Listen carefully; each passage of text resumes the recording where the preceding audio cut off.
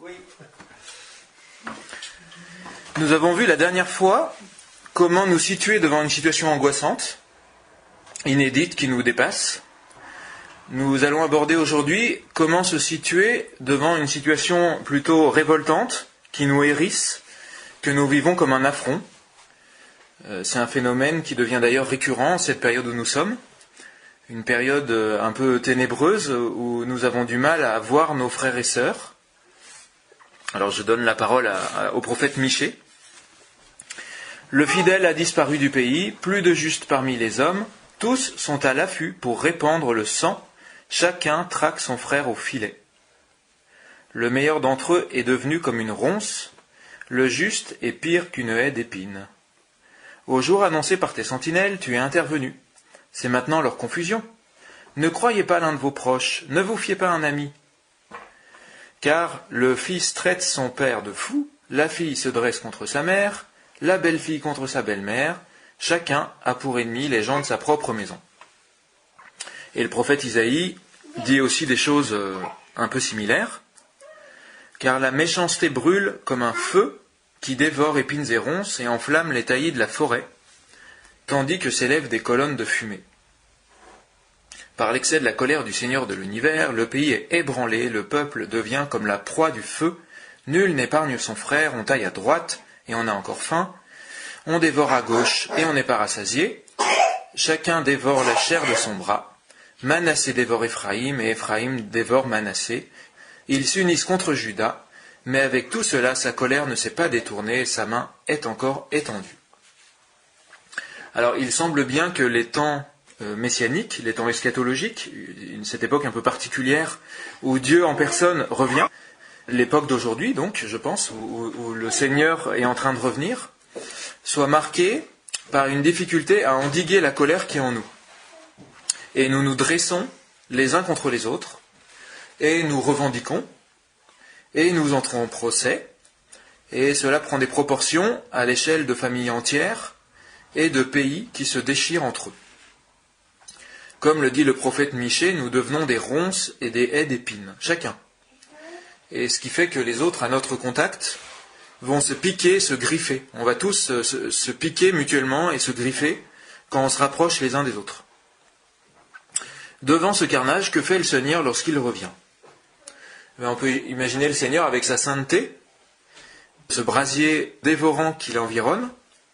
Il met le feu à toutes ses ronces. Et par exemple, Jésus, lorsqu'il est venu, a fait cela également et il l'a annoncé dans Luc chapitre 12.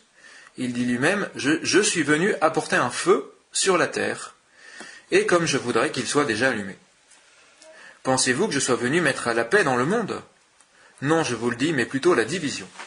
Car désormais 5 personnes de la même famille seront divisées, 3 contre 2, 2 contre 3. Ils se diviseront, le père contre le fils, la mère contre la fille contre la mère, la belle-fille contre la belle-mère. Voilà.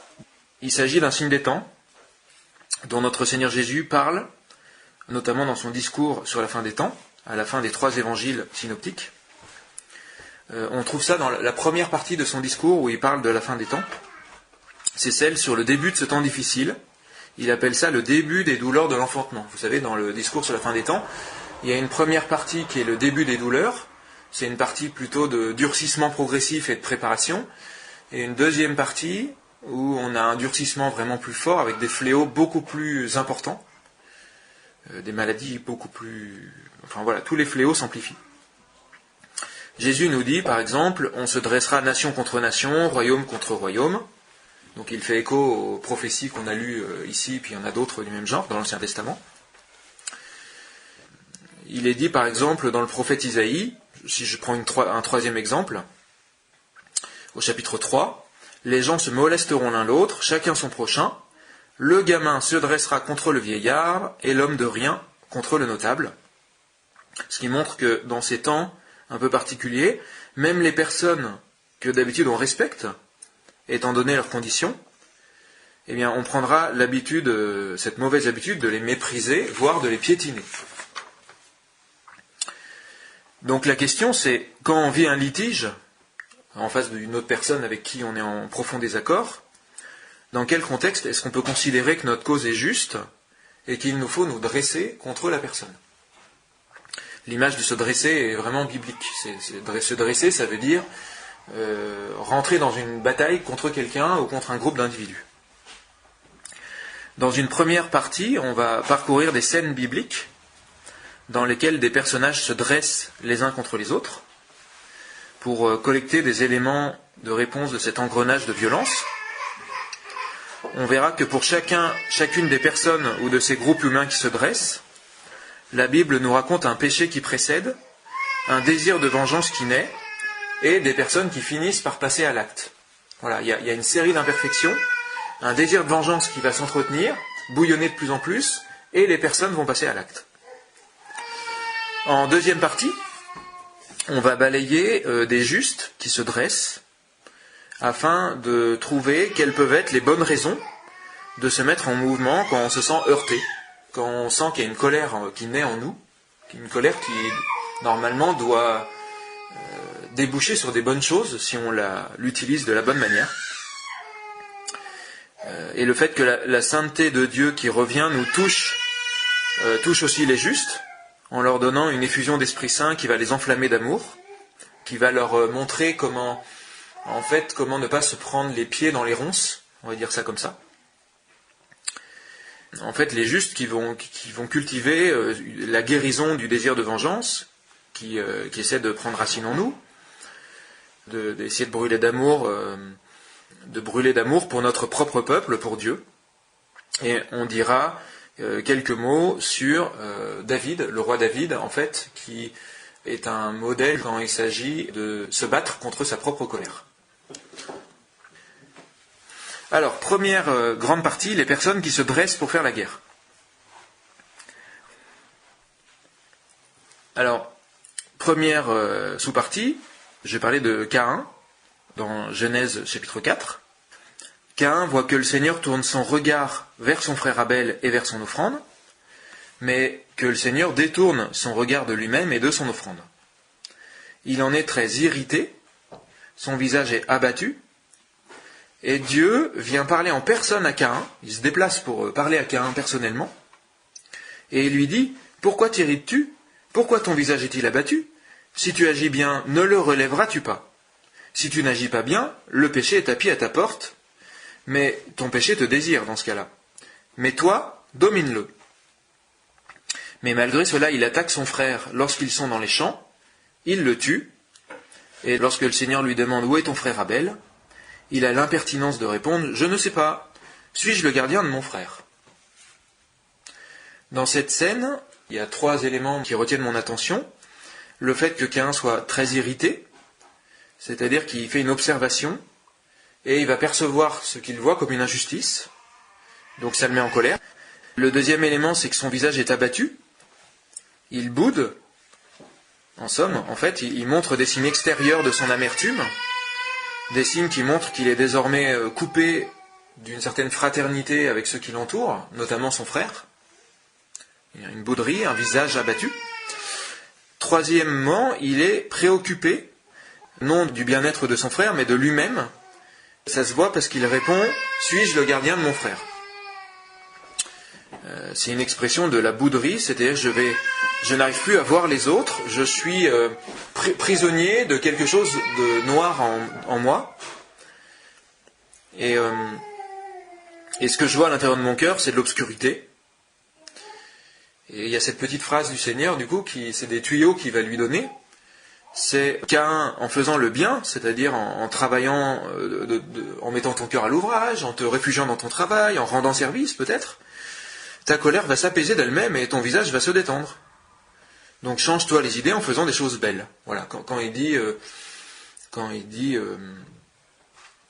Seigneur, si tu agis bien, ne te le relèveras-tu pas, c'est ça que ça veut dire. Réfugie-toi dans l'action, dans le fait de faire des choses, dans l'agir. L'agir, ça va dissiper, je dirais, le fait de tourner en boucle sur ton obscurité, quoi.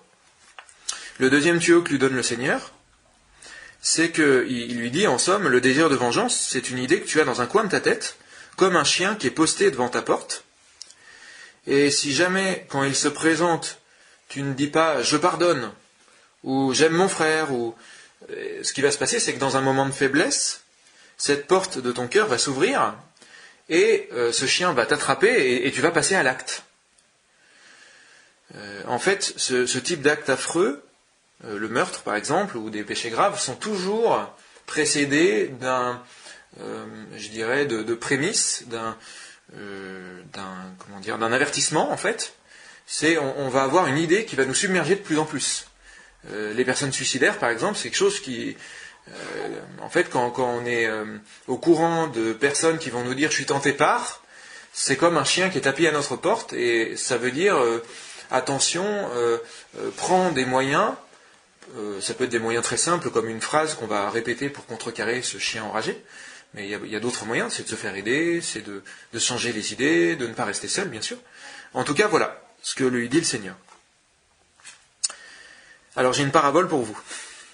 Parabole d'une mère qui vient chercher ses enfants à la sortie de l'école. Son fils aîné lui tend une petite fleur qu'il a trouvée sur la cour. Elle est un peu abîmée, mais sa maman l'accueille avec un sourire appuyé et une caresse sur la joue de son enfant. Puis sort de la classe le fils cadet. Il saute au cou de sa maman et lui tend lui aussi un présent. Il s'agit d'un bricolage fait en classe. Cela fait presque une semaine que l'enfant s'applique, sous les conseils avisés de sa maîtresse, à assembler chaque élément avec justesse et à en peindre les moindres détails afin d'en faire un véritable chef-d'œuvre. Et la maman de s'extasier à chacune des phrases de son fils, durant les quelques minutes que dure le trajet retour de l'école. D'après vous, est-ce que la mère a été injuste avec le fils aîné en ne lui manifestant son merci pour la petite fleur reçue que durant ces 2 secondes?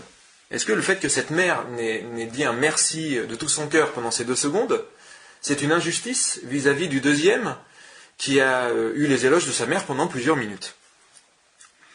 Eh bien, le Seigneur, je pense, fait de même avec nous.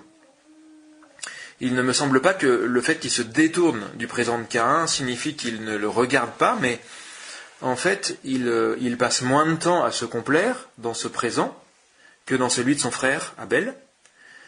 C'est ce que sous-entend le texte, et la tradition juive aussi va dans ce sens. Abel, lui, il a mis tout son cœur dans cette offrande, il donne les prémices. Dès qu'il y a les premiers fruits, c'est ça qu'il donne. Il va faire une offrande. Je ne sais plus si c'est les fruits ou les bêtes qui fait Abel, mais voilà, il donne ses premiers fruits en fait. Les premières choses qu'il arrive à obtenir. Alors le Seigneur exerce sa pédagogie, il veut sans doute non exciter un sentiment d'injustice, mais faire grandir chacun. Et puis il vient, comme il est inquiet, il vient en personne parler avec Caïn lorsqu'il voit que celui-ci affiche une tête d'enterrement. Et Caïn passe à l'acte. Le Seigneur, bien sûr, est affligé de ce crime, et il va exercer sa pédagogie à nouveau avec Caïn en plaçant sur lui un signe pour qu'il ne soit pas frappé. C'est-à-dire que le Seigneur veut que, plutôt qu'il se fasse tuer et qu'il soit puni, il va mettre un signe sur lui. Alors, c'est probablement une lèpre ou une difformité physique, quelque chose, afin que son aspect repoussant inspire aux autres peut-être de la pitié, mais aussi une vive aversion pour le meurtre. Et pour qu'il porte sa faute aussi, qu'il y ait quelque chose qui lui rappelle, qu'il aide à faire réparation. Et le Seigneur dit la phrase suivante, eh bien, si l'on tue Caïn, il sera vengé 7 fois. C'est-à-dire que Dieu prend la défense de celui qui s'est dressé contre les autres. Il y a ce côté assez paradoxal. Dieu avertit, Dieu va donner une punition, on peut dire ça comme ça, mais qui a une vertu pédagogique normalement pour lui et pour les autres. Et il va dire, attention, je mets un décret de mort, on va dire, ou de punition sur ceux qui s'en prendraient à celui-là. Petite partie numéro 2. J'avance dans le livre de la Genèse, chapitre 4, où on parle de Lamech, qui est le dernier descendant de Caïn que la Bible nomme. Lamech, c'est le premier à se marier avec une deuxième épouse. Avant, on se mariait avec une épouse, lui, il va dire, moi je prends 2 épouses. La Bible nous montre aussi que sa famille invente la vie nomade, ce qui n'existait pas avant, les instruments à vent, la métallurgie, et nous dit la tradition juive, l'art de tisser. Voilà, il a une famille qui a à la fois des grâces, et à la fois peut-être une fragilité, si on peut voir le fait de perdre un peu de vue l'unité du mariage, on va dire ça comme ça. Alors la Mecque, on va voir qu'il se dresse, le texte est très laconique sur lui, et il va monter d'un cran dans la violence. Il fait à ces deux femmes cette déclaration plutôt osée, que l'on nomme parfois le chant du glaive, puisqu'on l'imagine fort bien avec un glaive en main, maintenant que les armes destructrices viennent d'être inventées. Il leur dit, « Ada et Silla, écoutez ma voix. Femmes de la Mecque, tendez l'oreille à mon dire. Oui, j'ai tué un homme pour une blessure, un enfant pour une meurtrissure. Oui, Caïn sera vengé 7 fois, mais la Mecque 77 fois. » Il va donc utiliser le geste de miséricorde du Seigneur, c'est-à-dire le fait d'avoir suspendu le jugement sur son ancêtre, qui avait fait un crime grave. Le Seigneur avait suspendu le jugement pour l'amener à la repentance, mais il va utiliser ce principe-là pour des intérêts personnels, en amplifiant cette loi. Je m'autorise à commettre la violence, mais rien ne pourra m'arriver, puisque c'est un raisonnement a fortiori un peu mal placé. Moi, je pense que c'est une montée dans la violence parce qu'il va occulter complètement la difficulté que vit son ancêtre. Il va faire comme si Caïn était reparti les mains dans les poches et que rien ne lui était arrivé, en fait.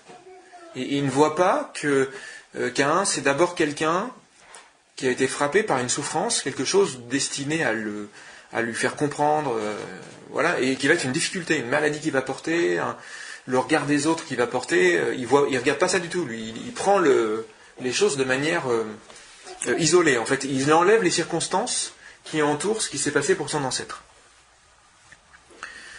Troisième petit 3, toujours dans le livre de la Genèse, chapitre 34, Siméon et Lévi et les violences commises à Sichem. Le livre de la Genèse nous raconte une histoire terrible autour de Dina, cette jeune femme qui est en fait la sœur des fils de Jacob. Dina, la fille que Léa avait donnée à Joseph, sortait pour retrouver les filles du pays. C'est-à-dire qu'elle allait faire la fête à l'occasion d'une célébration à Sichem. C'est ça que ça veut dire. Sichem, fils de Hamor le Hivite, chef du pays, la vit, l'enleva, coucha avec elle et la viola. Il s'attacha de tout son être à Dina, fille de Jacob, il se prit d'amour pour la jeune fille et regagna sa confiance. Sichem s'adressa à son père, Hamor, et lui dit « Prends-moi cet enfant pour femme. » Par suite, la famille de ce Sichem, qui est désormais éperdument amoureux de Dina, va tout faire pour racheter cet acte terrible. Ils vont payer une lourde dot pour que Sichem se marie à Dina. Ils vont circoncire tous les hommes de leur famille, donc ils vont quand même assez loin en essayant de compenser ce qui a été fait. Et la suite du texte nous montre que Siméon et Lévi se dressent. Or, le 3e jour, alors que les hommes étaient souffrants, c'est-à-dire qu'ils étaient encore dans les douleurs suite à la circoncision, les deux fils de Jacob, Siméon et Lévi, frères de Dina, entrèrent l'épée à la main dans la ville à coup sûr et tuèrent tous les mâles. Ils passèrent au tranchant de l'épée Hamor et son fils Sichem, ils reprirent Dina de la maison de Sichem, et en ressortirent.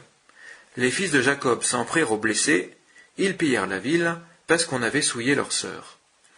Ils s'emparèrent de leurs petits, de leur gros bétail, de leurs ânes, de ce qui était dans la ville, dans la campagne. Ils capturèrent toutes leurs richesses, tous leurs enfants, leurs femmes, et ils pillèrent tout ce qui était à la maison. Jacob dit à Siméon et Lévi, « Vous m'avez porté malheur en me rendant odieux aux habitants du pays, Cananéens et Périzites. Nous ne sommes qu'un petit nombre. Ils vont s'unir contre moi et m'abattre. Je serai exterminé, moi et ma maison. » Et Siméon et Lévi répondirent, « Devait-on traiter notre sœur en prostituée ?» C'est horrible, hein, on est d'accord ? Donc le texte nous montre plusieurs choses. Il nomme une série d'imperfections, c'est-à-dire des péchés dont la gravité s'accentue au fur et à mesure. Il y a l'imprudence de Dina, qui fait la fête, le viol de Sichem, qui ne contient pas ses pulsions, la fraude de la famille de Dina, c'est ce que le texte dit dans des passages que je n'ai pas lus, mais qui, par esprit de vengeance et puis par moquerie, oblige toute cette famille à payer une lourde dot et à se faire circoncire pour avoir une chance d'être exaucé, d'être pardonnés. Les violences extrêmes commises par Siméon et Lévi, qui vont se lâcher complètement en exterminant un certain nombre de personnes, qui ne contiennent pas leur violence. C'est donc une escalade, une spirale de violence dont on ne sort pas, car il n'y a personne à un moment donné qui va pardonner pour sortir de cette spirale de violence.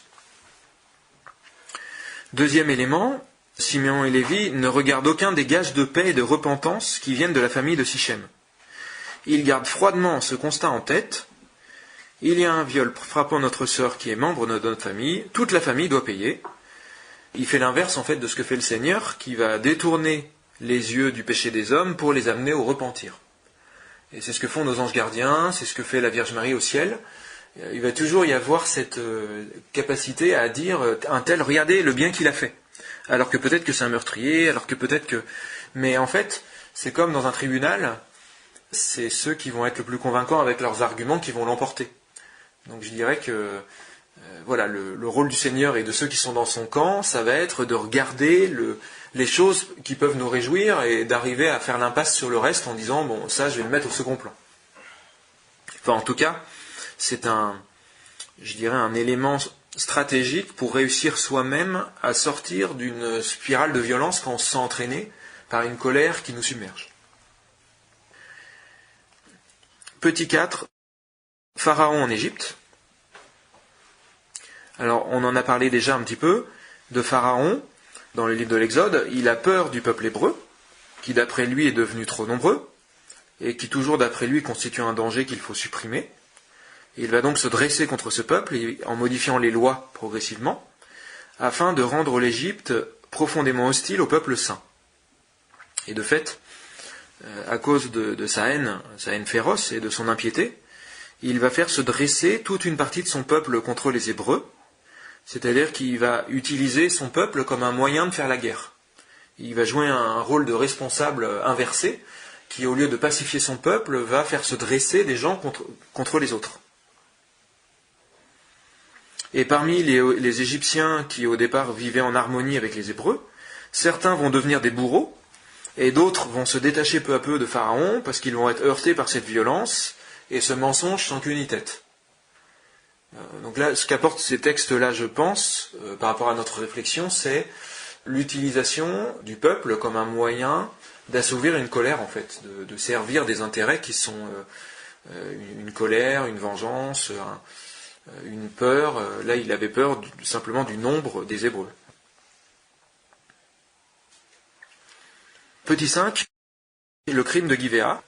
On avance dans le livre des Juges au chapitre 19 et 20. On trouve l'histoire la plus horrible de la Bible, ou du moins une des histoires les plus horribles en tout cas. On nous parle d'un couple, c'est un couple qui vivait, non marié mais qui vivait ensemble, un lévite et sa concubine, ils se disputent, ils se réconcilient, et puis ils commettent une série d'imprudences. Et alors qu'ils font étape chez un ancien de la ville de Givéa, dans la tribu de Benjamin, des vauriens vont encercler la maison et frapper à la porte avec le désir de connaître le lévite, au sens biblique, c'est-à-dire connaître sexuellement le lévite. Et celui-ci va faire sortir sa compagne de la maison, se disant sans doute qu'il vaut mieux qu'ils aient des relations avec elle plutôt qu'ils aient des rapports homosexuels. C'est sans doute ce qui a dû lui traverser la tête. Et la femme meurt le lendemain matin suite aux violences subies. Et le Lévite prend alors un couteau, il la découpe en 12 morceaux, membre après membre, qu'il envoie dans tout le territoire d'Israël. Les autres tribus se lèvent toutes comme d'un seul homme. Elles demandent au Lévite ce qui s'est passé. Alors celui-ci va raconter uniquement l'histoire des vauriens de Givéa, de Benjamin, et du fait qu'ils ont abusé de sa concubine au point qu'elle en est morte. Il va juste, dans l'histoire, garder cet extrait. Il ne va pas du tout parler du reste. Et la tribu de Benjamin ne veut pas les écouter. Alors en représailles, toutes les autres tribus vont faire prêter serment de ne jamais donner leur fille en mariage à un benjaminite. Ça c'est des restrictions, comment on dirait aujourd'hui, financières, créer des lois qui vont pénaliser la partie adverse. Et la tribu de Benjamin va se faire exterminer au point que ce sont les autres tribus qui, devant l'horreur supplémentaire commise, il va y avoir un génocide contre cette tribu, il n'y aura quasiment plus personne, qui à un moment vont s'arrêter en disant, aujourd'hui, une tribu a été retranchée d'Israël. Et ils s'arrêtent en disant, mais qu'est-ce qu'on a fait ? Donc voilà, on retrouve ces éléments qu'on avait vus, c'est-à-dire la série d'imperfections, une spirale de violence, un aveuglement de chacun des personnages qui va se focaliser sur le préjudice subi, et non sur les efforts ou les points positifs, ou que cherchent les gens en face de moi à me dire, parce que s'ils viennent me voir, c'est peut-être qu'ils ont des bonnes raisons, même s'ils sont maladroits. Le fait que le Lévite laisse éclater sa colère au lieu de l'exprimer d'une manière plus raisonnable, et présente cette situation tragique d'une manière parcellaire, en occultant les circonstances qui permettraient de se faire une opinion plus mesurée, en fait. Et en faisant ça, il attise une colère, mais d'une force très très grande. Même les benjaminites qui auraient pu dire c'est horrible ce qu'ont fait certains de nos compatriotes, sont vraisemblablement bloqués par le ton employé par les autres tribus à leur rencontre. Et c'est un point important, c'est qu'une personne en colère ne peut pas être entendue, je pense. Pourquoi ? Parce que quand on est en colère, on est devenu des épines et des ronces, et on finit par avoir le visage en flamme. C'est dans Isaïe que c'est écrit, Isaïe 13, ils ont le visage en flamme. Et ceux à qui on s'adresse vont avoir un réflexe, c'est plutôt de se protéger de nous pour ne pas se brûler, parce qu'ils sentent qu'il y a quelque chose en nous qui boue. Et même si peut-être que la colère n'est pas contre la personne en face, c'est un mouvement de réflexe, de protection, de se protéger, enfin de mettre une barrière entre nous et la personne en colère. Petit 6, Saül se dresse contre David. Nous faisons un saut donc jusqu'au livre de Samuel, où on a un autre motif de persécution qui est donné. Nous avons le roi Saül qui règne, et David qui est à son service comme écuyer, comme musicien et comme intercesseur, puisqu'il joue de la lyre pour apaiser Saül, quand un esprit mauvais qu'il a en lui le tourmente. Et nous voyons qu'un jour David va accomplir un véritable exploit. Il parvient à vaincre Goliath, le géant philistin, un des référents de l'armée adverse, et ce qui fait gagner la guerre aux Israélites et sauver son peuple. Et à l'arrivée de Saül et David dans la ville, les femmes sortent de toutes les villes d'Israël et chantent « Saül en a battu des 1000 et David des myriades », ou on traduit aussi par 10 000, ça dépend comment on traduit. Et il est dit, Saül est très irrité, il se met à regarder David de travers à partir de ce jour-là.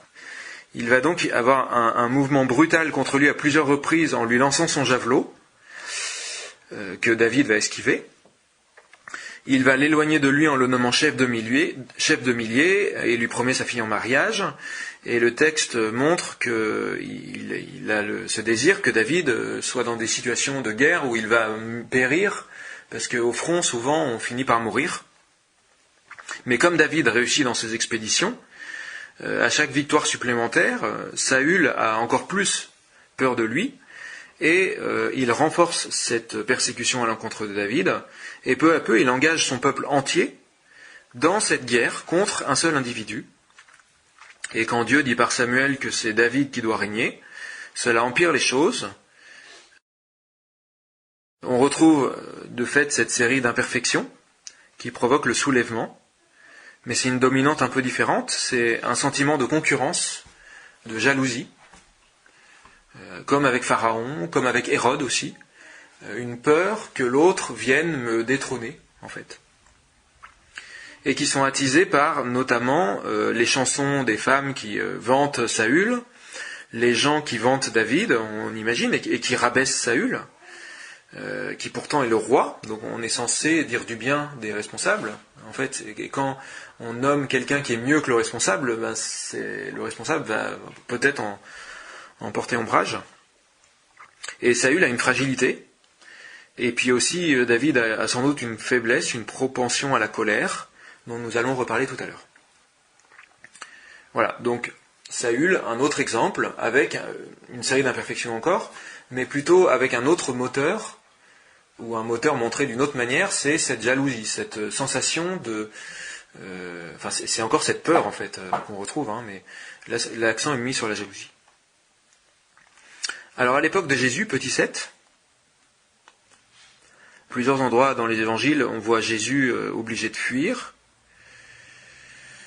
Il subit des choses qui attisent la colère des adversaires, par exemple ceux qui parlent de ses miracles sans discernement, C'est-à-dire qu'ils vont en parler à tout le monde, parce ils ont un peu comme un ragot à donner. Des personnes vont prendre peur par rapport à Jésus. La haine, par exemple, d'une partie du Sanhédrin contre Jésus, ils vont réussir quand même à faire huer Jésus lors de sa passion en faisant crier à la foule « Crucifie-le ». La même foule qui avait été témoin de ses miracles et qui l'avait acclamé.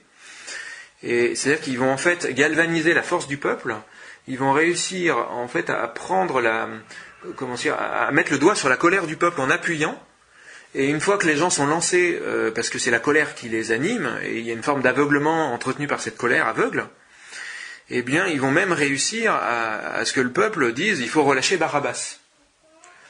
Et c'est vrai qu'on ne mesure pas forcément, mais Barabbas, il faudrait mettre des noms actuels des gens les plus affreux qu'on connaisse, quoi. Quand on pense aux plus grands dictateurs ou aux plus grands pervers, ou quand on met ce nom-là à la place, d'arriver à ce que le peuple dise en chœur, il faut libérer lui, quoi. C'est extraordinaire ce qu'ils ont réussi à faire. Donc ils se sont dressés eux, et ils ont utilisé la force du peuple. Et puis on a Judas, à l'époque de Jésus, qui va se dresser pour 30 pièces d'argent, il va vendre Jésus. Et on voit que ça arrive juste après que Jésus les contredit, lorsqu'il proposait de vendre le parfum de Madeleine plutôt que de la laisser le répandre à ses pieds. Donc c'est pour ça que moi je pense qu'il y a de la jalousie derrière, il y a une forme de tu m'as contredit, je voulais que tu fasses ton Messie, tu vas voir. Et voilà, il y a quelque chose en fait, un désir, j'imagine bien Judas, moi avec un désir latent qui le dévorait mais qui ne combattait pas vraiment, quoi. Voilà. Alors aujourd'hui, petit 8, c'est devenu une habitude de nous dresser. Dans le quotidien, on passe notre temps à donner notre avis, à tempêter sur ceux qui se reconnaissent à droite ou à gauche, ou aux extrêmes ou au centre.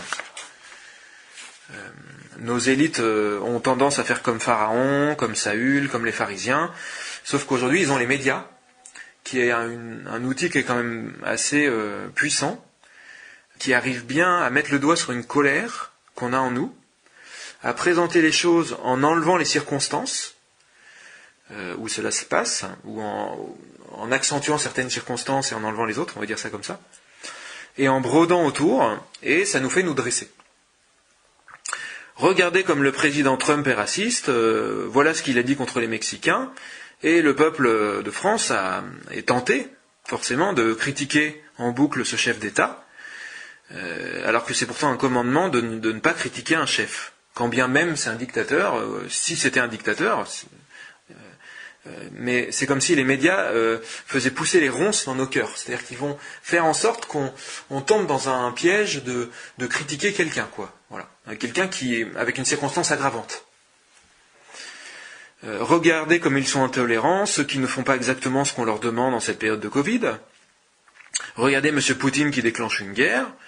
Et c'est pareil, à chaque fois, en fait, il y a à la fois un fond de vérité. Par exemple, on ne devrait pas faire la guerre, et la Russie ne devrait pas faire la guerre.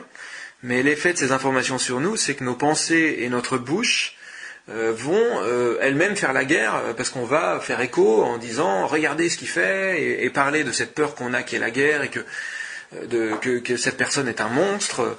Et ça devient courant de dire que ceux qui ne sont pas de mon avis sont des fanatiques, des fascistes, des monstres, tel chef d'État, de cataloguer quelqu'un au lieu de le respecter, comme par exemple un élu, même dans les extrêmes, normalement on devrait le respecter, et puis si on ne l'aime pas, on va voter contre lui, et point. Enfin, les gens le méritent de faire leur travail, il n'y a pas de raison que dans notre travail les gens se dressent contre nous en disant regardez le méchant dans tel corps de métier, les politiques n'échappent pas à la règle, quoi. Voilà pour cette première partie qui était ces personnages qui se sont dressés pour des mauvaises raisons. Grand 2, les justes qui se dressent. Petit 1, Abraham qui va sauver Lot des mains des 4 rois. C'est dans le livre de la Genèse au chapitre 14. Lors d'une guerre menée par les rois de Shinéar, d'Éléazar, d'Élam et de Goïm, la ville de Sodome se fait attaquer et prendre. À cette occasion, Lot, qui est le neveu d'Abraham, se fait emmener captif. Et Abraham, lorsqu'il apprend que son neveu a été emmené captif, il va mettre sur pied une petite armée, et il va partir à la poursuite des 4 rois qui ont kidnappé les habitants de Sodome. Il les attaque de nuit, il arrive à reprendre tout le butin, et l'ensemble des prisonniers, et surtout son neveu Lot. Et lorsqu'il retourne à Sodome, il rend au roi l'intégralité du butin, à l'exception de ce qui permet de rétribuer ses soldats, mais il ne garde rien pour lui. Alors il devait se douter peut-être de ce qu'on faisait à Sodome, mais peut-être pas uniquement. Mais ce qu'on peut noter, c'est qu'il semble s'être focalisé sur une chose, la vie de son neveu, qui est précieuse à ses yeux. Lui, c'est ça qu'il a regardé. Il a occulté le fait que la plupart des autres prisonniers soient des gens de Sodome. Il a occulté le bénéfice qu'il pouvait avoir avec tout ce butin qu'il avait pris, puisqu'il a tout rendu. En fait, il a fait l'inverse de Siméon et Lévi. Siméon et Lévi avaient dit « Notre sœur s'est faite violenter, et je tourne en boucle ce motif dans ma tête pour agir. » Lui, il a tourné en boucle dans sa tête « Il faut que je sauve mon neveu. » C'était ça. Ce qu'on voit, c'est que les habitants de Sodome ont été les heureux bénéficiaires de ce dommage collatéral, en fait. C'est-à-dire qu'ils étaient, quelque part, leur mérite, c'était d'abriter un juste chez eux, quoi. Deuxième exemple d'un juste qui se dresse, Gédéon, qui part en campagne. On est dans le livre des Juges, chapitres 6 et 8. L'ange du Seigneur vient s'asseoir sous le térébinthe d'Ophra, qui appartient à Joach, du clan d'Aviézer, et il s'adresse à Gédéon, afin qu'il se dresse pour sauver Israël de Madian, puisque Madian ne cesse de faire des ravages et ne laisse aucun moyen de subsistance au peuple.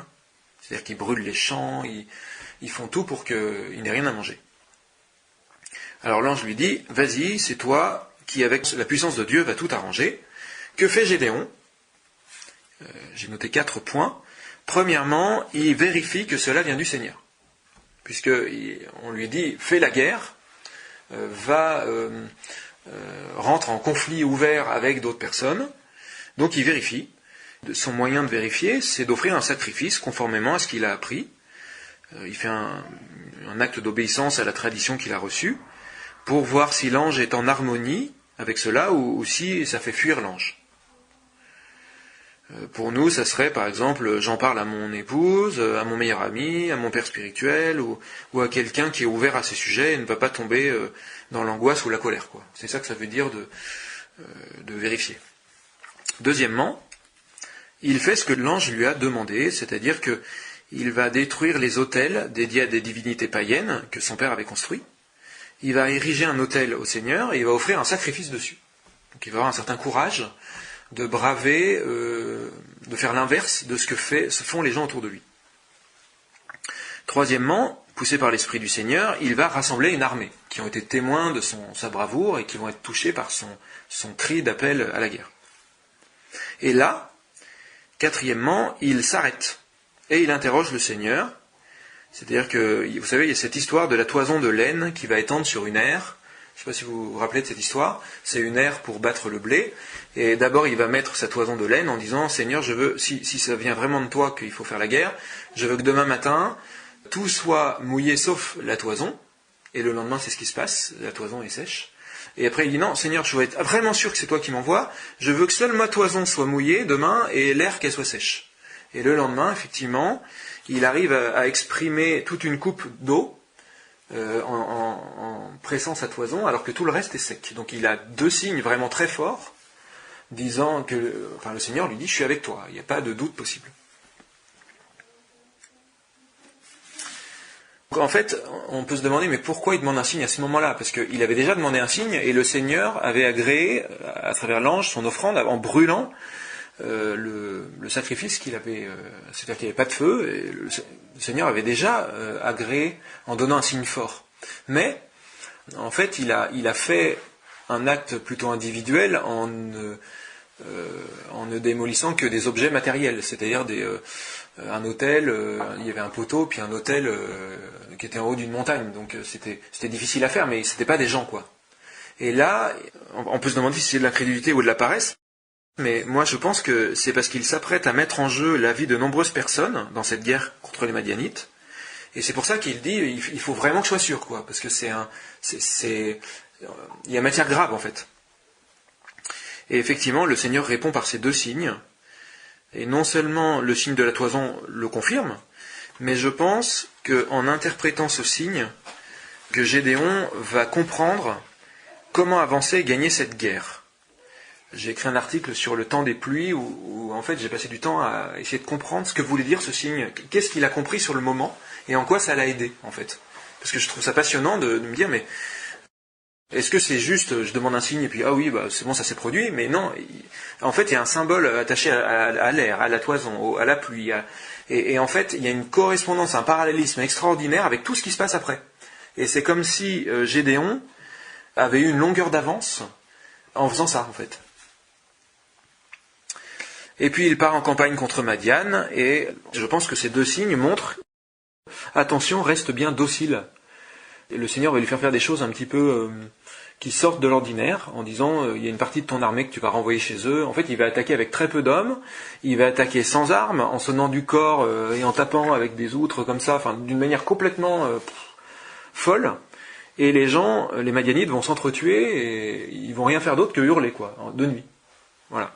Et affronter leur angoisse de faire ça, parce que ça devait être angoissant de faire ça, je pense. Voilà, donc quand on s'attaque à d'autres personnes, par exemple avant d'entamer un procès, de publier un article polémique, de faire une manif,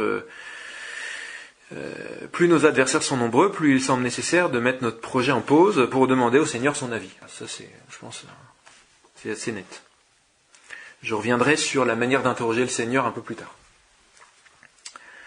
Grand 2, petit 3, David sauve ses femmes Ahinoam et Abigail des griffes des Amalécites. On est dans le premier livre de Samuel, chapitre 30.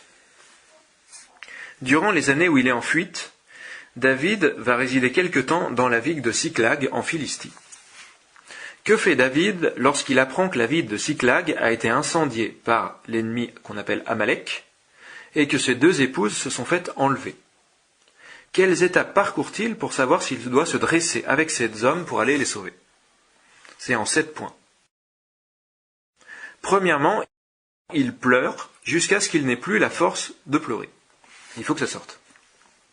Deuxièmement, il surmonte son angoisse, puisque les gens autour de lui commencent à dire on va lapider David, c'est sûrement à cause de David qui nous a pas assez protégés, qui a été imprudent. C'est vrai que dans ces périodes d'épreuve, souvent on veut trouver un coupable, et on va plutôt commencer à s'entretuer et à trouver des responsables plutôt que d'affronter le problème ensemble. En fait, c'est une tentation. Donc lui, on imagine, il a dû se dire, allez Seigneur, je vais pas me laisser abattre par cette ambiance électrique. Je vais leur montrer que j'ai pas peur d'eux et je vais leur proposer qu'on y aille ensemble, chercher les prisonniers. Troisièmement, il va consulter le Seigneur pour savoir si c'est une bonne idée de poursuivre les fugitifs. Donc ça, il va demander au prêtre Abiathar son éphod, c'est-à-dire une robe de prêtre, et il va interroger le Seigneur qui va lui dire oui, tu vas pouvoir rattraper les ennemis et tu récupéreras tes femmes. Voilà, il aura une réponse assez franche. Quatrièmement, il reste dans l'obéissance. Alors pourquoi je dis ça? C'est parce que à l'époque, il était en Philistie et il venait d'obéir au roi de Gath, parce que le roi avait dit maintenant on va tous faire la guerre. Il avait levé une armée et donc lui et ses hommes y étaient allés. Et le roi de Gath venait de lui dire je veux que tu rentres chez toi parce qu'on attaque Israël et mes généraux ont peur de toi, ils pensent que tu n'es pas fiable, que tu risques de nous trahir pendant cette guerre. Et donc ça devait être assez humiliant pour David qui était un expert en guerre, il avait une aisance des arts de la guerre qui était extrême. Ça devait être très humiliant de repartir chez lui à Siklag avec ses hommes et de dire aux hommes d'arriver à répercuter l'ordre sans que ça provoque des désordres, quoi. Parce qu'il aurait pu y avoir des déserteurs, entre guillemets, qui diraient non, moi je veux rester dans l'armée qui va peut-être prendre du butin, des dépouilles, etc. Et en fait, le fait de revenir avec son armée à Siklag, ils ont pu se rendre compte suffisamment tôt que la ville avait été radiée, et ils ont pu dire on part tout de suite, dès qu'ils ont interrogé le Seigneur, ils étaient quand même 600. Quand ils poursuivent les Amalécites, ils se retrouvent face à un torrent et ils ont 200 hommes qui ne savent pas nager et qui se retrouvent bloqués. Donc heureusement, ils étaient nombreux. Cette obéissance lui a permis vraiment de poursuivre les ennemis jusqu'au bout avec une partie des hommes. Cinquièmement, David reste disponible. C'est-à-dire qu'il a son objectif, je veux récupérer mes femmes. Mais, alors qu'il est en route, il y a un Égyptien à moitié mort sur le bord de la route, dans la campagne. Alors il prend le temps de s'arrêter et de le restaurer. Et en fait, il s'avère que cet Égyptien était un esclave d'un Amalécite qu'il avait été abandonné parce qu'il était malade. Les Amalécites faisaient la guerre, ils avaient fait une razzia dans Tsiklag et ils avaient dit on n'a pas le temps de s'occuper de tel esclave qui est égyptien. Donc ils l'ont abandonné. Et celui-ci, une fois qu'il est restauré, donne toutes les informations à David pour qu'il rattrape les Amalécites. Et la victoire est éclatante. C'est comme si l'Égyptien avait fait prendre un raccourci. David a réussi à sentir qu'il fallait mettre en pause la poursuite, malgré le stress qu'il avait, et l'envie bouillonnante de récupérer sa femme, et de passer à l'acte avec son épée. Voilà. Donc il bat les Amalécites, et reprend les prisonniers, le butin, et surtout ses épouses. Et en revenant, dernière petit set, il va surmonter la vénalité de ceux qui disent on ne va pas partager le butin avec les 200 hommes qui n'ont pas traversé le torrent. Forcément, dans l'armée, une partie des gens disent bah oui, mais nous on s'est battus, vous êtes gentils, vous êtes restés avant le torrent. Et David leur répond qu'ils méritent eux aussi une part du butin parce qu'ils ont gardé les bagages. Et d'ailleurs, pour bien leur montrer que ce qu'il a décidé, il envoie une part de butin à toutes les villes ou les quartiers qui l'entourent. C'est-à-dire que cet argent, pour lui, c'était pas l'objectif, quoi. Il a fait en sorte qu'il ait son objectif. Je récupère les gens qui sont importants pour moi et la partie financière, je dirais, il la met au second plan.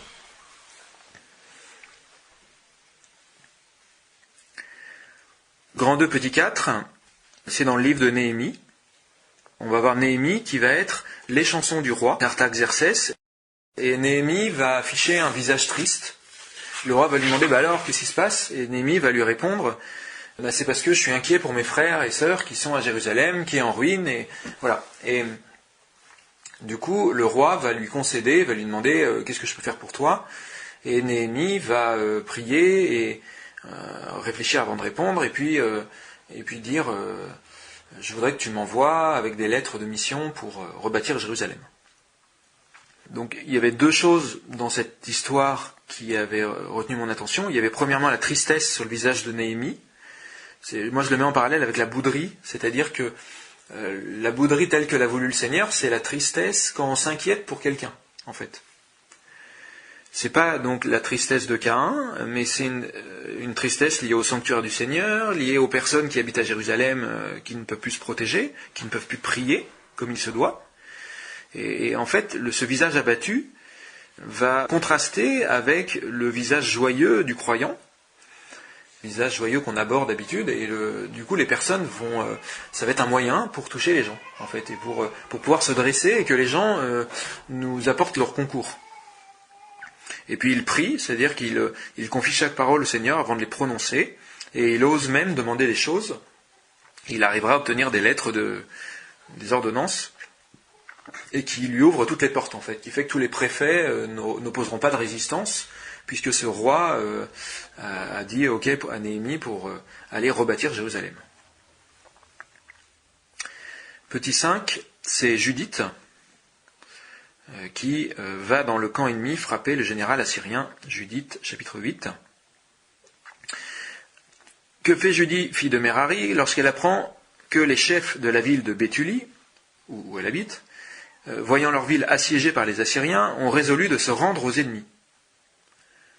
Donc elle entend, il n'y a plus rien à faire, les ennemis sont trop nombreux, ils nous encerclent, voilà, on baisse les bras, dans 2 jours. Premièrement, elle invite les chefs, elle les affermit, elle les encourage. Deuxièmement, elle prie et jeûne avec force, au moment où l'on offre de l'encens à Jérusalem ce soir-là, donc elle est en union de prière avec le peuple de Dieu qui prie.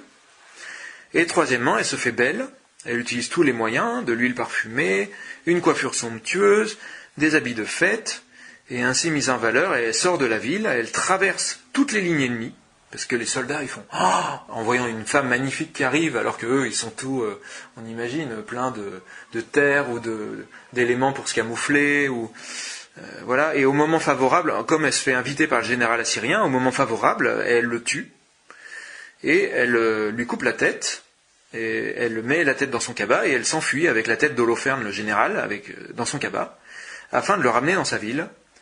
Et quand elle rentre, ça provoque une joie inexprimable à son peuple et une angoisse terrible aux Assyriens qui vont se faire décimer le lendemain par les Israélites. Voilà, donc sa manière de se dresser, ça a été « J'encourage ceux qui ont pris une décision qui tue l'espérance en disant on ne peut plus rien faire, il faut se soumettre à toutes les lois, aux événements ». De prier en utilisant la force de la prière et de l'union avec d'autres qui priaient, parce qu'elle sait que, par exemple, à Jérusalem, il y a les sacrifices du soir, donc elle prie au même moment en disant, je vais profiter de cette... vous connaissez peut-être pas la communion des saints, mais c'est un peu pareil. Et troisièmement, elle va utiliser ce qu'elle sait faire, et elle, c'est pas l'art de la guerre, ça va plutôt être le fait qu'on n'imagine pas qu'une femme puisse fracasser un général, quoi. Elle vient et puis on se dit c'est une femme, donc en plus elle est vraiment belle, donc il y a quelque chose de grandiose, je trouve, dans c'est quelque chose qu'on retrouve souvent. Les femmes, elles vont utiliser le décalage qu'il y a entre le regard qu'on pose sur elles dans la Bible et puis ce qu'elles ont réellement à l'intérieur d'elles-mêmes, quoi. Grand 2, petit 6, les 4 brancardiers que vous connaissez, qu'on trouve dans les 3 évangiles, dans 3 des 4 évangiles, sauf Saint Jean. Vous connaissez, c'est donc ces brancardiers qui portent un ami à eux, vraisemblablement, et qui vont affronter plusieurs épreuves lorsqu'ils se dressent pour que Jésus s'occupe de leur ami qui est paralysé. On imagine qu'il a d'abord fallu qu'ils se mettent d'accord, qu'ils se disent, on se fixe un objectif, on tourne en boucle vraiment de sauver notre ami et d'utiliser tous les moyens notre désir commun on va mettre en commun aussi notre force et on va tout faire, tout ce qui est nécessaire pour notre ami. Et ensuite, ils vont surmonter le problème de la foule qui bloque l'accès à Jésus. Et ils montent. Alors, il faut d'abord monter sur le toit. En fait, je ne sais pas s'ils ont pu accéder à l'escalier qui permet de monter sur le toit ou s'il a fallu des échelles, sans abîmer leur ami. Puis, faire un trou dans le toit, oser, je dirais...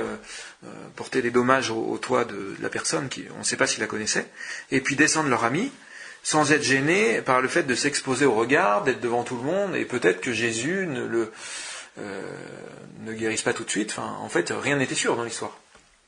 Moi, ce que je retiens aussi, c'est qu'ils ont évité le piège de la foule, d'affronter la foule.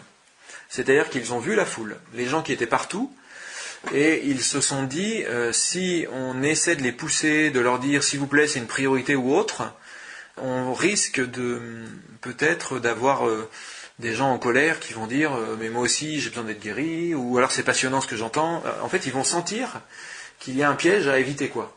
Ils voient dans la foule non pas des opposants, mais plutôt un obstacle à contourner, en se disant voilà, cet obstacle, je le contourne.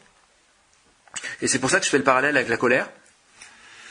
C'est parce que donc je disais tout à l'heure qu'une personne en colère, on n'arrive pas à avancer sur des choses concrètes, en lien avec le sujet qui la met en colère.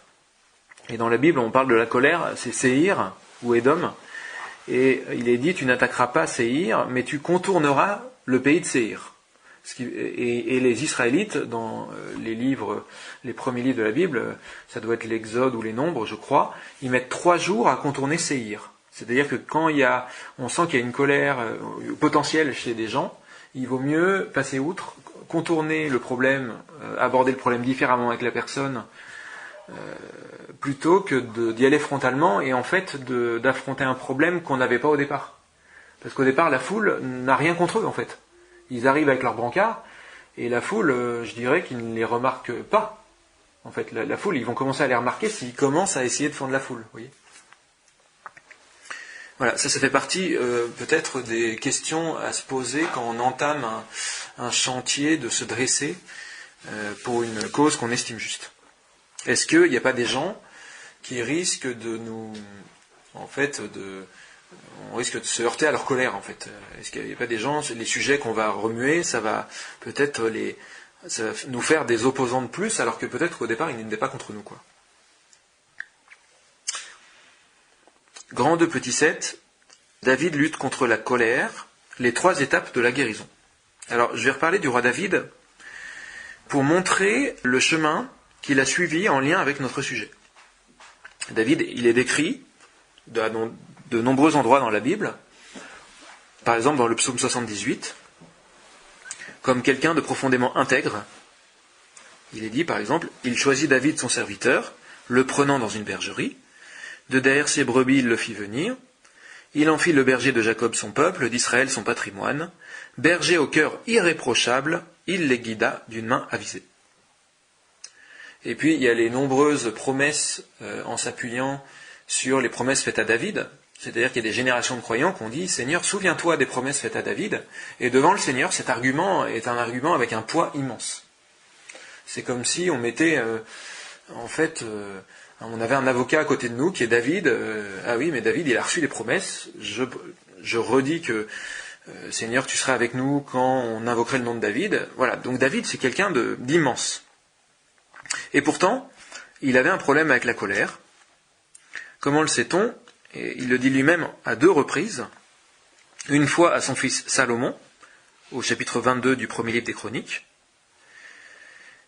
Mais la parole du Seigneur me fut adressée en ces termes. Tu as répandu beaucoup de sang, tu as fait de grandes guerres, tu ne construiras pas ma maison pour mon nom, car tu as répandu beaucoup de sang sur la terre devant moi. La deuxième fois, David parle devant tous les chefs et les hommes de valeur, donc devant tous les responsables. Dans le premier livre des Chroniques, chapitre 28. Tu ne bâtiras pas une maison pour mon nom, car tu es un homme de guerre et tu as répandu le sang. Voilà, il redit les paroles que le Seigneur le dit. David est quelqu'un issu d'une famille blessée par la colère, et on voit que Dieu lui dit, c'est bloquant, parce que pour bâtir un temple où c'est le lieu de la paix, en fait, c'est le lieu où les prêtres viennent pour faire propitiation, pour faire réparation, pour que le Seigneur fasse la paix avec l'humanité, il ne peut pas y avoir quelqu'un qui s'attaque aux autres, en fait, qui a une colère, c'est pas possible, voilà, c'est incompatible. Une famille blessée par la colère, vraisemblablement, il va proclamer cela à son fils et puis à tous les responsables. Et c'est un peu comme moi je le vois un peu comme s'il portait son brancard après avoir été guéri et témoigné des merveilles que Dieu a faites dans sa vie, c'est-à-dire de dire, vous vous rendez compte, mon fils a obtenu la grâce de bâtir un temple pour le Seigneur. Et il nous enseigne que quand on est en colère sur un sujet, on peut pas bâtir quoi que ce soit de stable. Alors pourquoi David a été en grande partie guéri de sa colère ? Parce que donc il en parle, et parce que il sur ce chemin de guérison, entre 1 Samuel 18 et 2 Samuel 16, le Seigneur lui a fait traverser successivement 3 périodes durant lesquelles il a subi des nombreuses tentations qui attisaient sa propre colère. Il était sans arrêt tenté de se mettre en colère, de critiquer, comme on va le voir. Et il en sortait victorieux. C'est-à-dire qu'on peut dire que sa famille a été en grande partie guérie sur ce sujet-là parce qu'il offrait sans arrêt son envie de se mettre en colère contre tous les gens qui méritaient la colère, on aurait pu dire ça. Alors cette première période. La première période, c'est quand David est au service de Saül.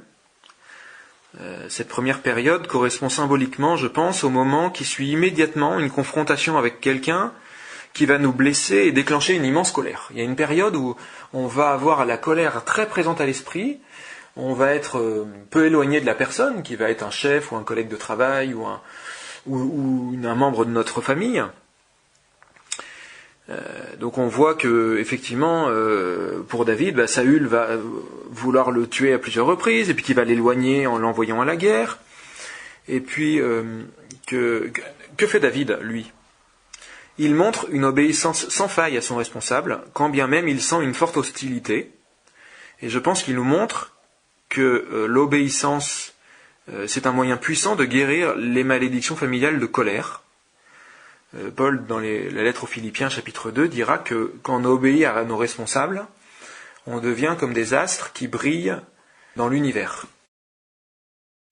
En période de ténèbres, quelqu'un qui va obéir en disant que mon responsable il me dise blanc ou noir, ou mon père, ou mon curé, ou l'agent de police quand je passe dans la rue, ou la personne qui à un moment est responsable de moi, ou mon prof, ou mon je ne sais pas quoi, il me demande quelque chose à un moment où je suis censé le faire, sauf si évidemment il y a un sujet, une matière très grave, mais la plupart du temps c'est pas le cas, je vais obéir avec la joie comme si le Seigneur m'avait demandé quelque chose. Voilà.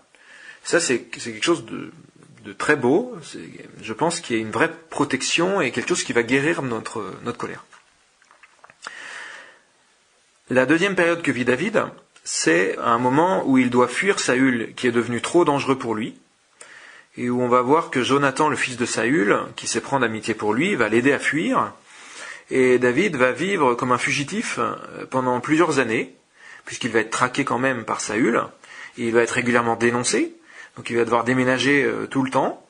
J'imagine ce qui va être difficile du point de vue de sa propre colère, bien sûr. Mais je pense que c'est pas la même période parce que c'est une avancée, dans le sens où il n'est plus en contact rapproché avec la personne qu'il met en colère. Et c'est dans cette seconde période, en fait, qu'il va résider chez différentes nations autour d'Israël, et notamment chez les Philistins. Il va réussir à trouver un équilibre avec les Philistins, qui sont pourtant un des ennemis les plus acharnés d'Israël. Il va réussir à être quasiment invisible, en fait, à trouver comment collaborer. Et symboliquement, en fait, donc cette deuxième période va représenter le fait de faire partie d'un groupe humain, où il y a une hostilité perpétuelle, à la fois de la part de notre chef, ou de nos responsables, et puis des personnes autour de nous. Pour David, ça va être les Philistins, Moab, Aram, Amalek, Édom, les habitants de Ziph, qui vont le dénoncer à 2 reprises. Voilà, il va avoir sa dose de gens hostiles au possible. C'est vrai qu'aujourd'hui, on parlait des épines et des ronces, et en entreprise, c'est vrai que, par exemple, c'est un monde très hostile. Très vite, les gens vont se retourner contre nous. Très vite, on a l'impression qu'on est amis, et puis à la moindre difficulté qui laisse penser qu'on aurait fait quelque chose contre eux, il va y avoir un côté versatile très fort, en fait. Et voilà, la méditation sur cette seconde période, on va y revenir tout à l'heure, je pense, va donner des clés. La troisième période dans la vie de David, c'est après la mort de Saül, lorsque David revient en Juda, où il va d'abord s'établir à Hébron, puis à Jérusalem. C'est symboliquement, je pense, lorsque soi-même on est responsable. Et où on va être soumis à certaines tentations qui ne sont pas les mêmes, tentations de se mettre en colère, bien sûr, et de provoquer de la colère, qui ne sont pas les mêmes que quand on est un élément lambda dans un groupe, ou dans une famille. Et donc c'est un autre péché qui va le tenter, et malheureusement il va succomber d'ailleurs, et qui attire la colère, c'est le fait de commettre un péché grave à l'encontre de ses enfants, de son peuple, de son épouse, c'est le fameux adultère avec Bethsabée, qui est en lien d'ailleurs avec un ennemi nouveau qui apparaît, c'est l'ennemi, les Ammonites. Vous verrez que dans la Bible, à chaque fois qu'il y a les Ammonites, à chaque fois, il y a un enfant qui se fait tuer, ou une fille qui se fait violer, ou un adultère, vous voyez, et ça va provoquer une colère immense, quoi. Les Benjaminites tout à l'heure, en fait tout ce qu'on a vu avec un péché extrêmement grave, d'un meurtre ou d'un viol ou d'un adultère, eh bien c'est cette troisième tentation. C'est quand on a une responsabilité, c'est cette tentation-là qui va nous assaillir, et malheureusement, si on succombe, on va nous-mêmes être un vecteur de colère. Et effectivement, il va subir les conséquences, il va en voir les conséquences, puisqu'il a un fils qui va mourir, il va y avoir un viol dans sa famille, celui qui a violé, qui est son fils, il va être tué par un autre de ses fils, Amnon va le persécuter et il va devoir fuir, donc l'histoire se répète, quoi, cette spirale de violence. Alors, je vais faire un focus dans le petit 8 sur la rancune. On va revenir sur ce chien enragé qui est tapi à la porte. C'est dans le premier livre de Samuel, chapitre 21, c'est juste au moment où Saül a répété ce geste de lancer le javelot contre David, et David a dû fuir, aidé par Jonathan, donc on imagine, il est encore ébranlé par j'imagine Saül avec les yeux injectés de sang qui veut le tuer, quoi. Et que fait David ? Il fait escale dans un sanctuaire, le sanctuaire de Nov, où résident des prêtres, dont le prêtre Ahimelech. Et il y a un autre personnage qui s'y trouve aussi, qui est Doeg l'Édomite, qui est un serviteur de Saül, et qui va le dénoncer à Saül. Et Saül, par la suite, fera tuer tous les prêtres de Nov, sauf l'un des fils d'Ahimelech, qui s'appelle Abiathar. Voilà. Ils vont tous se faire décimer suite au départ de David pour avoir hébergé le fuyard. Et pour avoir aussi pris la défense de David, puisque Ahimelech va dire, mais David n'est-il pas ton serviteur, Saül, pourquoi le pourchasses-tu? Il va s'appuyer sur des faits concrets, sans être dans la provocation non plus, pour dire, mais es-tu sûr qu'il y a matière à être aussi en colère contre lui, quoi. Alors, sur un plan symbolique, Doeg peut être vu comme un pardon non donné par David. C'est-à-dire que quand on vient dans le sanctuaire de Nov, c'est quand on vit un moment fort de spiritualité, par exemple une retraite, ou pour nous aujourd'hui une messe, un sacrement de la réconciliation, ou d'autres moments forts.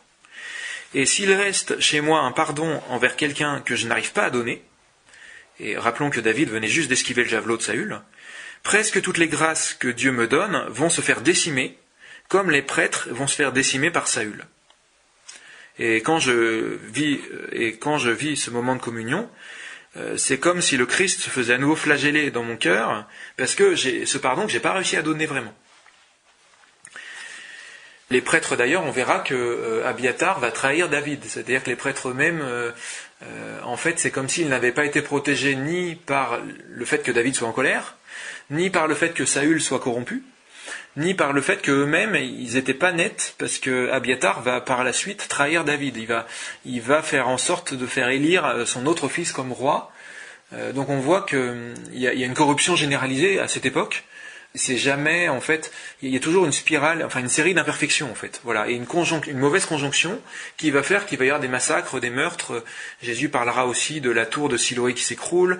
Il va parler de catastrophes qui se produisent à un moment donné. C'est vrai qu'on n'a pas forcément tous les éléments, mais souvent il y a une série de choses qui ont manqué pour que les gens soient protégés, en fait. Il aurait suffi que l'un d'entre eux, je dirais, soit complètement net, et la protection aurait bénéficié à tout le monde. Par exemple, imaginons David aurait réussi à vraiment pardonner, ou imaginons les prêtres auraient réussi à ne pas avoir de choses, je dirais, corrompues dans leur sacerdoce, ou Saül aurait réussi à se laisser toucher par ce qu'a répondu Ahimelech. Voilà, il n'y aurait pas eu tout ça. Donc nous sommes aujourd'hui dans une période où, comme on a plus de mal qu'avant à pardonner aussi vite que toutes les offenses qu'on reçoit, qu'on subit, eh bien, on a aussi cette tendance-là, et on va, en fait, malheureusement, avoir moins de grâce dans les moments de communion. C'est-à-dire dans les moments où on se met à table avec d'autres personnes, dans les sacrements qu'on vit, dans les moments de prière, le Seigneur, par miséricorde, va toujours donner quelques petites grâces, va toujours sauvegarder des grâces, alors qu'il pourrait dire, je ne vous donne rien. Voilà, ça c'est la miséricorde du Seigneur. Comme avec Caïn, où il dit, je te laisse en vie, au lieu de le faire tuer, etc. Et on voit quand même que David est héroïque, parce que même s'il y avait cette imperfection, enfin moi je le lis comme ça en tout cas, David se montrera toujours hostile à la violence de manière publique, chaque fois que dans son royaume des chefs de guerre seront violents. Voilà, il y aura plein d'exemples où il va s'inscrire en faux contre des gens qui pratiquent la violence, des responsables de son armée. Il va faire proclamer des jeûnes publics, il va dire je me dissocie de la violence commise, quoi. Enfin, quand il va être en position de chef en tout cas. Et la Bible ne donne pas d'exemple où David critique, en fait. C'est quand même quelqu'un qui travaillait, il était tenté par la colère, mais il résistait de toutes ses forces. Grand 2, petit 9, l'épreuve finale pour mettre fin à la malédiction. Je lis dans le deuxième livre de Samuel, chapitre 16, lorsque David s'enfuit pour ne pas affronter son fils Absalom, il y a un personnage qui surgit de nulle part et qui maudit publiquement David, qui s'appelle Shimei, qui est fils de Guéra, et qui va remuer de la poussière, jeter des pierres, et qui vont même atteindre des serviteurs de David. Il va publiquement dire des choses affreuses devant tout le monde sur le roi, enfin sur qui n'est pas encore roi, qui est roi à cette époque-là. Et David est tenté par Avishai, fils de Sérouya, de couper la tête de Shimei. C'est-à-dire qu'il a un chef de guerre qui, dans plusieurs épisodes, va lui dire mais je vais le tuer moi. Et aussi quand il coupe le pan du manteau de Saül, vous savez, il a le chef de guerre justement qui a dit mais c'est une occasion de le planter. Voilà, il y a toujours cette tentation de dire on va profiter du moment. Et David fait cette belle réponse au tentateur. Il dit « Qu'y a-t-il entre moi et vous, fils de Sérouya ?» Donc, qu'y a-t-il entre moi et vous, ça veut dire « Oh là là, du calme !» S'il maudit, et si le Seigneur lui a dit « Va maudire David », qui pourrait lui dire « Pourquoi as-tu fait cela ?» David a dit à Avishai et à tous ses serviteurs « Si mon fils, celui qui est issu de moi, en veut à ma vie, à plus forte raison ce benjaminite, laissez-le maudire, si le Seigneur le lui a dit. Peut-être le Seigneur regardera-t-il ma misère et me rendra-t-il le bonheur, au lieu de sa malédiction d'aujourd'hui. » Voilà, je pense que c'est un effort quasi insurmontable consenti par David, et que cet effort produit un miracle par la suite, dans les versets suivants. En fait, David, il a un allié qui est resté au palais, qui s'appelle Hushaï l'Archite, qui est un ancien reconnu. Eh bien, celui-ci va trouver la force de convaincre Absalom, par ruse, de commettre des erreurs stratégiques lorsqu'il poursuit David. Et grâce à ces erreurs-là, puisque Hushaï va être convaincant, comme par hasard, alors qu'il y a quelqu'un d'autre qui lui donne les bons conseils pour pouvoir achever David, Absalom va être séduit par Hushaï, et il va commettre des erreurs, et David va réussir à s'enfuir. Et ainsi, toutes les erreurs, vont faire que ça va permettre de sauver la vie à toutes les personnes avec David, qui sont nombreuses. Et à partir de ce jour, en fait, il n'y aura plus d'épreuves de colère forte. J'en ai pas vu dans le texte qui suit, en fait.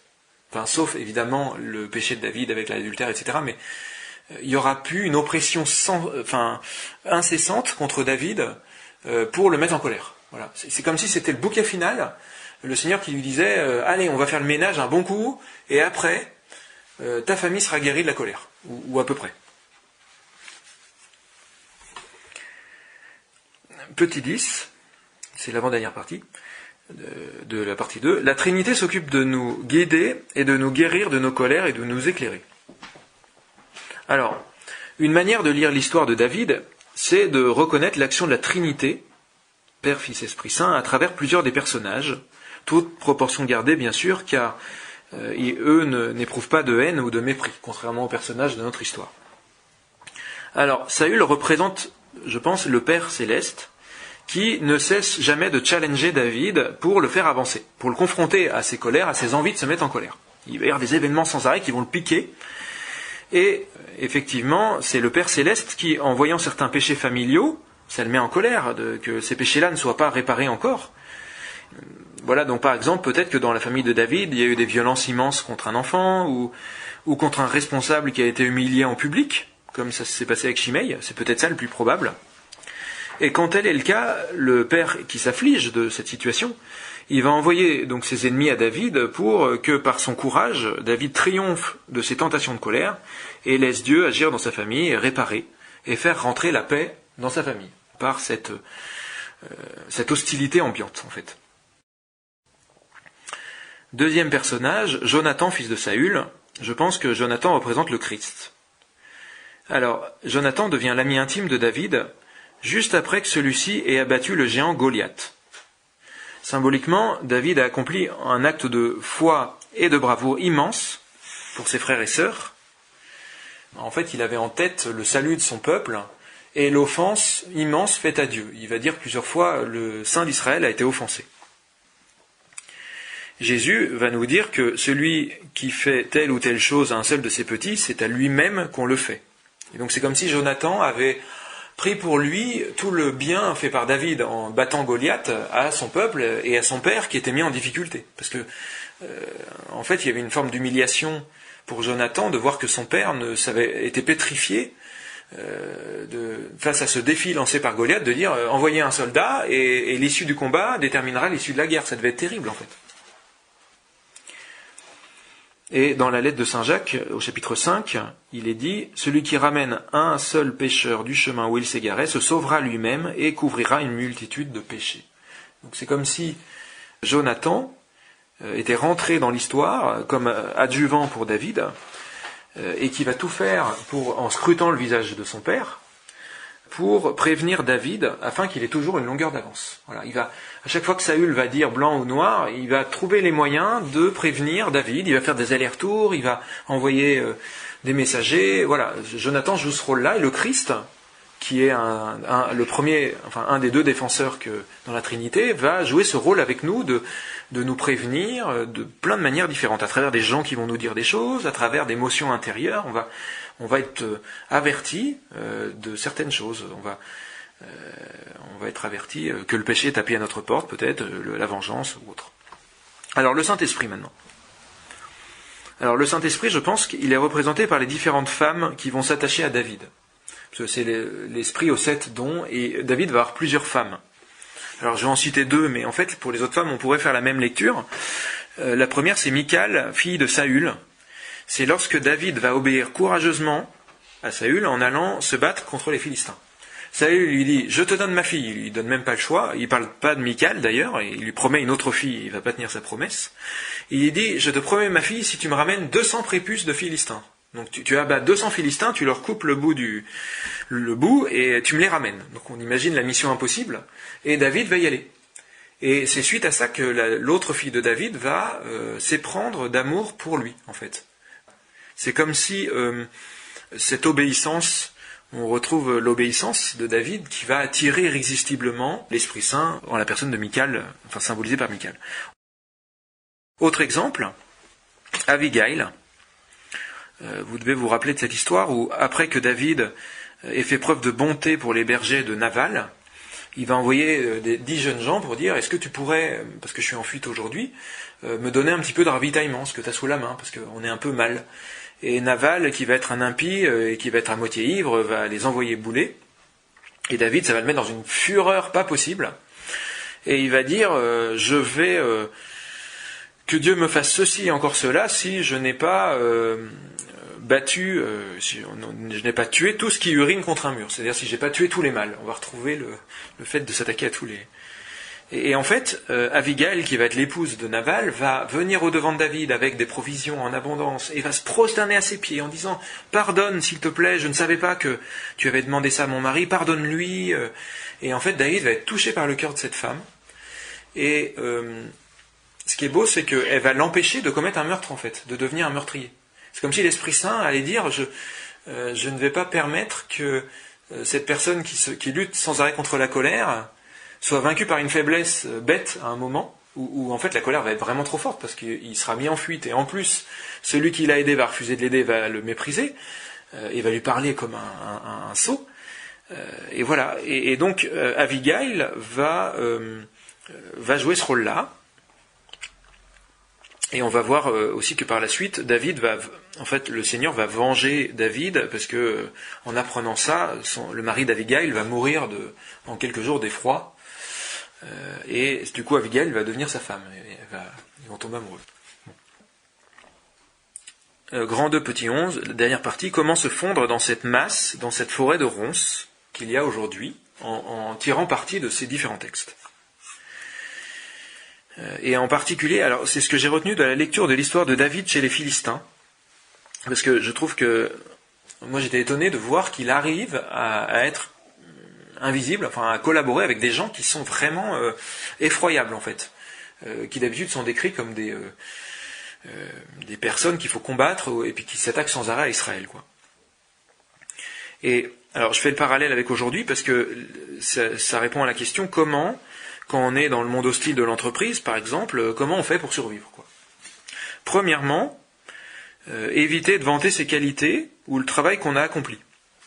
Parce que quand on va attirer l'attention des gens qui nous entourent sur « regardez ce que j'ai fait de bien », comme on va faire avec les gens de sa famille ou son conjoint ou autre, eh bien en fait, ils vont être tentés d'être jaloux et de devenir comme Saül ou d'autres qui vont se dire « je vais perdre ma place, il va me faire de l'ombre, etc. » Deuxièmement, éviter de donner trop de détails sur ce que nous faisons, ou sur ce que d'autres font, ou que nous admirons, éviter de rentrer dans certains détails qui vont attiser certaines colères. Parce qu'on ne sait pas ce qui mobilise le cœur des autres, et peut-être qu'il y a des choses qui nous paraissent anodines, mais qui vont provoquer des colères, en fait. Et voilà, ça risque de nous faire rentrer dans une spirale, parce que l'autre, il va commencer à s'embraser sur un sujet, et puis on va se dire, mince, pourquoi je lui dis ça ? Troisièmement, de réussir à faire chaque chose pour le Seigneur. J'ai des témoignages autour de moi un responsable d'entreprise, par exemple, qui va persécuter un salarié, et du jour au lendemain, quand la personne dit « Seigneur, je t'offre mon travail au lieu... » parce qu'avant, je faisais mon travail en voulant faire plaisir à mon chef, et ben depuis que j'essaie de dire « Je vais faire ça pour toi, Seigneur, et pas pour mon chef », même si, in fine, c'est aussi pour mon chef, mais c'est d'abord pour toi, Seigneur, le chef, en fait, est content de son salarié. En fait, voilà, il y a des gens qui m'ont témoigné ça. Et en fait, une des prières, par exemple, c'est par exemple, Seigneur, viens compléter ce que j'ai fait, viens répandre ton sang précieux sur ce que j'ai fait, viens placer le voile de la Vierge Marie sur ce que j'ai fait, pour que tout ce que j'ai fait soit comme un sacrifice pour Dieu, et pas pour mon chef. Pourquoi ça se passe comme ça ? Je pense que spirituellement, c'est comme si on donnait à notre chef, quand on dit « je fais ça pour mon chef », spirituellement, c'est comme si notre chef, il avait un poids qu'on lui donnait, mais un trésor en fait. Et un bon chef saura utiliser ce trésor, ça va être des grâces dont il va se servir pour avoir des idées, de la force, pour bénéficier de notre travail. Mais comme aujourd'hui, beaucoup de gens sont épineux, ces grâces qu'ils ont, ça va être comme une énergie anormale qu'ils ont, et ils vont l'utiliser pour nous nuire et nuire aux gens. Vous voyez, ils n'ont pas la force qu'on leur donne ces choses, ces grâces, qu'on dit je fais ça pour mon chef, en fait, on leur donne quelque chose dont ils vont mal se servir. Il n'y a que le Seigneur, en fait, qui va vraiment réussir à se servir de ces choses-là, quoi. Quatrièmement, c'est travailler sur la rancune, comme on l'a vu, hein. Quand on laisse les ronces croître, les autres vont, dans n'importe quelle discussion, vont détecter qu'on a un visage en flamme, ou ce chien qui est tapis à notre porte va nous faire passer à l'acte, à la première occasion. Par exemple, on va penser du mal de quelqu'un, et dès qu'on va parler de la personne, boum, on va commencer à critiquer. Donc un élément déterminant, ça va être, dans ce quatrièmement, de trouver au moins, de se focaliser sur la chose positive, en fait. Je ne me mets pas en campagne contre quelqu'un, je n'entreprends pas un sujet où je vais rentrer en conflit avec quelqu'un si je n'ai pas trouvé au moins une chose positive chez la personne que j'affronte. Voilà. Je pense que c'est ce qu'on devrait faire aussi dans la politique, d'arriver à s'émerveiller de manière simple. Un tel. On a une fille tout à l'heure, elle est en train de lire les programmes électoraux, elle me posait des questions, elle avait commencé par Marine Le Pen, parce qu'elle avait une jolie... parce qu'il y avait un poney, en fait, sur la deuxième page. Et en fait, je trouvais ça drôle, parce que, en fait, moi j'essayais de répondre de manière extrêmement simple, en fait, sans parler des préjugés qu'il peut y avoir par rapport à tout ça, sans parler des colères que ça peut déclencher, parce qu'en fait, on devrait avoir cet émerveillement d'un enfant qui dit « Ah tiens, moi je voterais bien pour lui », parce qu'après il a sorti l'image de quelqu'un d'autre avec des lunettes, je sais plus qui c'était, mais parce qu'il avait un beau sourire, et donc elle dit « Je vais lire celui-là en deuxième ». Et voilà, je trouve ça beau d'arriver à s'émerveiller, même de choses qui semblent banales, quoi. Elle m'a dit « Oui, moi aussi, mon délégué de ma classe, il s'est fait élire parce qu'il avait mis une image d'un footballeur sur son affiche ». Effectivement, à l'inverse, tourner en boucle sur la chose qui nous énerve, ou alors ou prendre un exemple chez quelqu'un d'autre comme quelqu'un qui a fait en disant j'ai le droit de parce que, mais en fait on n'a pas forcément idée de la souffrance de la personne à qui on se compare et qui va peut-être avoir certains droits ou certaines choses qu'on n'a pas parce qu'elle aurait eu des souffrances qui correspondent aussi. Ça peut être une manière de, si on n'arrive pas à s'émerveiller d'un point de la personne, de dire peut-être que la personne elle a une plaie, une lèpre, un lot de souffrances que je n'ai pas. Et que, en fait, moi qui l'envie, cette personne qui me suscite de la colère, peut-être que si je voulais être parfaitement juste, il faudrait que je remette toutes les circonstances. Et est-ce que je serais prêt à porter la chose lourde qu'elle porte ? Cinquièmement, centrer notre pensée sur notre but, d'arriver à se focaliser sur quel est mon objectif et de dégager tout le reste. Alors, je vais donner un exemple. Mon chef persécute ma collègue, et ça m'énerve, parce que j'aime beaucoup ma collègue, et je trouve ça effroyable que mon chef... Et d'ailleurs, il gagne beaucoup plus que moi. Bon, dans ce sujet-là, moi il me semble que il gagne beaucoup plus que moi, on devrait l'exclure, parce que c'est pas le sujet. Si je veux me dresser contre mon chef, parce que je trouve que je suis pas assez payé, c'est un autre sujet. Mais si je veux prendre la défense de ma collègue, si je fais rentrer dans mon cercle intellectuel, enfin dans mes pensées, le fait que, enfin quelque chose qui est étranger au sujet, que mon chef gagne plus, ou qu'il a une grosse voiture, ou qu'il a eu un air méprisant en parlant à une autre personne, ça ne va faire que me polluer dans ma réflexion, quoi. Et quand je vais vouloir me dresser, je ne vais pas le faire pour des bonnes raisons. Sixièmement, le fait de tenir tête à quelqu'un qui est enflammé de colère est dangereux. On l'a vu, la Bible décourage d'attaquer Édom. Il faut faire le tour de la montagne, il ne faut pas l'attaquer. Et si il y a la moindre parcelle de colère chez nous, on risque de s'enflammer tous les deux fois plus. Et d'en venir aux mains ou de faire des choses qu'on va regretter. Justement, dans le 2e livre de Samuel, chapitre 23, il est dit « Les vauriens sont tous comme l'épine qu'on rejette. Ne les attrape-t-on pas par brassée ? L'homme qui y touche, aux vauriens, se barde de fer et de bois de lance, et ils sont brûlés sur place. » C'est pour ça qu'il y a une manière assez simple, en fait, de braver ça. Je voudrais parler à quelqu'un, et je sais que c'est un sujet qui suscite de la colère chez moi. Il existe dans la Bible des prières contre Édom, qui est ce peuple spécifique de la colère, les descendants en fait de Caïn, enfin spirituels de Caïn, qui était en colère contre son frère. Quand on prie ces prières, on les lit simplement, de préférence à voix haute ou au moins en bougeant les lèvres. En fait, ça va nous enlever toute colère. On va être quasiment dans l'incapacité de se mettre en colère, quasiment dans la journée qui suit. Et c'est vraiment extraordinaire.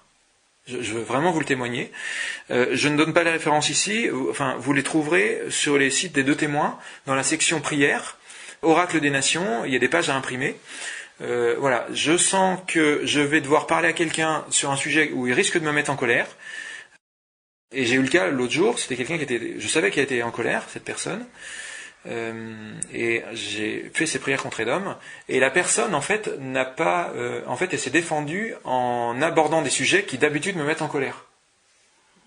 C'est incroyable, en me disant mais mais c'est des sujets qui n'avaient rien à voir.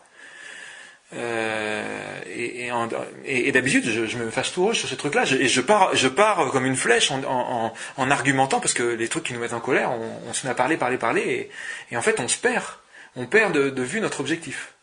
Les prières contre Édom, pour essayer. Septièmement, David savait comment interroger le Seigneur. Il revêtait cet éphod. Alors de quoi s'agit-il ? C'est un vêtement sacré de prêtre, où sont enchâssées des pierres qui représentent les 12 tribus d'Israël.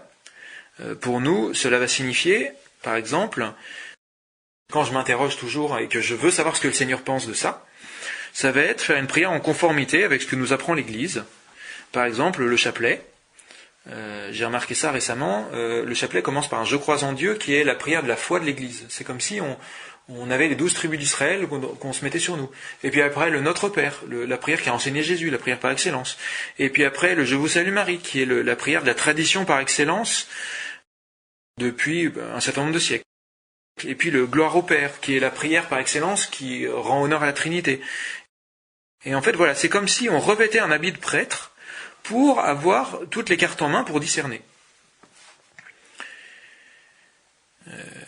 Donc ça peut être une messe, ça peut être les sacrements, ouvrir la parole de Dieu quand c'est l'interpréter, le fait de prier en union avec des personnes à la communion des saints, comme a fait Judith.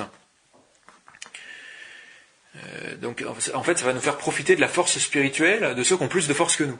On se sent affaibli parce qu'on est troublé, on commence à être en colère, eh bien on va prier en union avec l'Église, par exemple, ou avec nos frères juifs, ou avec d'autres, même confessions religieuses, pourquoi pas, ou en union même avec la bonne volonté des agnostiques et des athées. En fait, du moment qu'on s'unit à d'autres personnes, on va bénéficier d'une partie de leur force spirituelle dans ce combat où on manque de force.